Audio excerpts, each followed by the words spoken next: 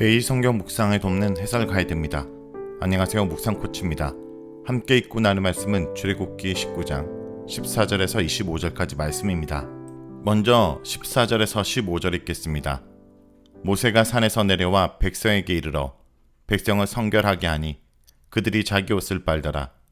모세가 백성에게 이르되 준비하여 셋째 날을 기다리고 여인을 가까이 하지 말라 하니라. 14절에서 15절은 백성들의 성결 준비입니다. 하나님께 나아가기 위해 백성들은 자신을 성결케 해야 합니다. 그것을 위해 두 가지가 요구됩니다. 옷을 빠는 것, 여인과의 잠자리를 삼가는 것. 목욕은 정결 절차에서 기본 사항이기에 옷을 빠는 일에 수반되었을 것으로 추론됩니다. 이렇듯 정결 절차에서 목욕의 요구는 기본 사항이었기 때문에 종종 생략되곤 합니다. 추가적인 예로 레위기 12장에서 산모가 아이를 낳은 후 사내를 흘린 이유로 부정케 되었을 때 피가 멈춘 후 7일이나 14일이 지나면 깨끗게 된다고 선언합니다. 레위기 12장에 목욕에 대한 언급이 없으나 그날 산모는 목욕과 더불어 그 기간을 마무리했을 것이 분명합니다. 어쨌든 이러한 성결 요구와 목욕 및 옷 세탁의 엄중한 요구는 백성들이 하나님 앞에 어떤 모습으로 서야 하는지를 분명하게 보여줍니다. 백성들은 성결의 준비를 하고 3일을 기다려야 합니다. 다음은 16절에서 19절입니다. 셋째 날 아침에 우레와 번개와 빽빽한 구름이 산 위에 있고 나팔 소리가 매우 크게 들리니 진중에 있는 모든 백성이 다 떨더라. 모세가 하나님을 맞으려고 백성을 거느리고 진에서 나오매 그들이 산기슭에 서 있는데 시내산의 연기가 자욱하니 여호와께서 불 가운데서 거기 강림하심이라. 그 연기가 옹기 가마 연기같이 떠오르고 온 산이 크게 진동하며 나팔 소리가 점점 커질 때 모세가 말한즉 하나님이 음성으로 대답하시더라.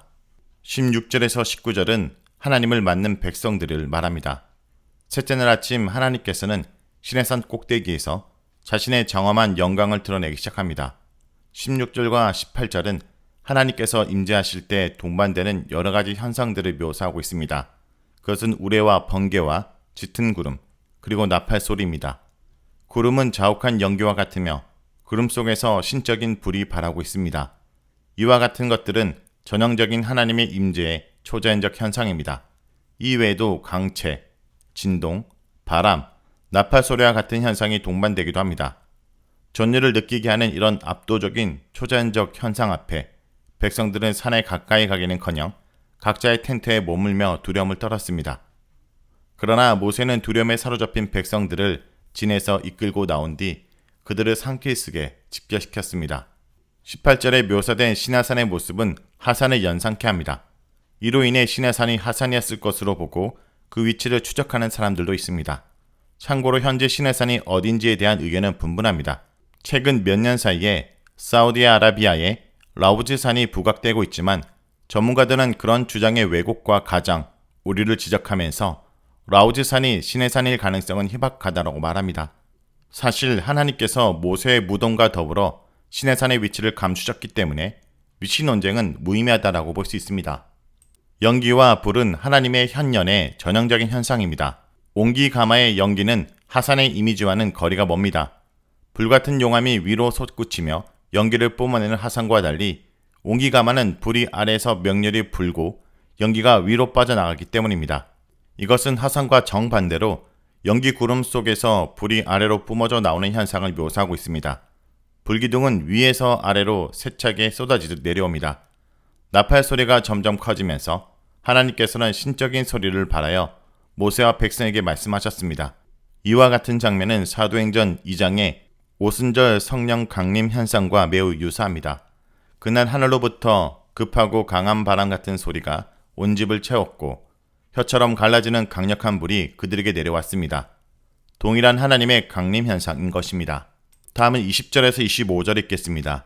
여호와께서 시내산 곧 그 산 꼭대기에 강림하시고 모세를 그리로 부르시니 모세가 올라가매 여호와께서 모세에게 이르시되 내려가서 백성을 경고하라. 백성이 밀고 들어와 나 여호와에게로 와서 보려고 하다가 만일 죽을까 하노라. 또 여호와에게 가까이 하는 제사장들에게 그 몸을 성결히 하게 하라. 나 여호와가 그들을 칠까 하노라.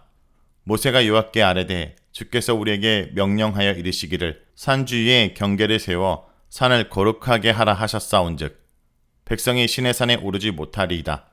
여호와께서 그에게 이르시되 가라 너는 내려가서 아론과 함께 올라오고 제사장들과 백성들에게는 경계를 넘어 나 여호와에게로 올라오지 못하게 하라. 내가 그들을 칠까 하노라. 모세가 백성에게 내려가서 그들에게 알리니라. 20절에서 25절은 하나님의 거룩한 시내 산을 말합니다. 20절에서 모세가 다시 시내 산에 오른 것이 진술됩니다. 모세의 반복되는 입산과 하산은 깔끔하게 정리가 안 되는 난제이기도 합니다. 21절과 22절에 대조되는 동사들에 주목할 필요가 있습니다.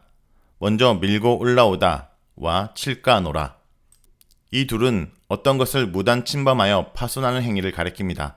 하나님의 주권 영역을 침범하는 사람은 하나님이 치실 것입니다. 둘째로 가까이 하다라는 동사입니다. 여인에게 가까이 하는 것은 성관계를 의미하나 하나님께 가까이 하는 것은 성소의 직무를 의미합니다. 제사장들은 성소의 직무자로서 몸을 성결케 해야 합니다.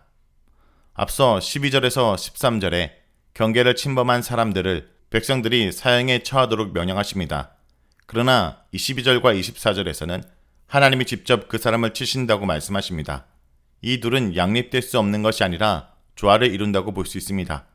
다시 말해 아마 경계를 넘은 사람에게는 백성들을 매개로 하나님의 심판이 가해지기도 했을 것이고 때론 하나님의 직접적인 심판으로 죽임을 당했을 것입니다. 하나님의 임재가 그대로 노출된다면 인간과 피조물은 파멸합니다. 마치 하염이 나비를 죽이는 것처럼 소멸될 것입니다. 23절에서 25절은 모세의 답변과 반복된 경고입니다. 여기서 다시 위에서 대조되었던 단어가 나란히 등장하면서 재차 경고가 전달됩니다. 시내산은 거룩한 곳입니다. 그 산은 성막 건설 전에 성전의 역할을 했습니다. 하나님의 성전에는 아무 때나 함부로 들어가선 안 됩니다. 광야에서 백성이 성막 안으로 무단 침입하는 것을 방지하기 위해 성막 바로 앞에 제사장들이 거주했고 성막 사방 주변에는 레인들이 장막을 치고 살았습니다. 1차 방어막은 레인들이었고 2차 방어막은 제사장들이었습니다. 만일 어떤 사람이 무단으로 즉 제사나 다른 목적을 위해서가 아니라 불법적으로 성막을 이루려면 레인이나 제사장들은 그 사람을 죽여야 했습니다. 마찬가지로 만일 백성들이 시내산 성전 경계를 침범하여 그 성전을 훼손한다면 하나님께서 즉각 그들을 치실 것입니다.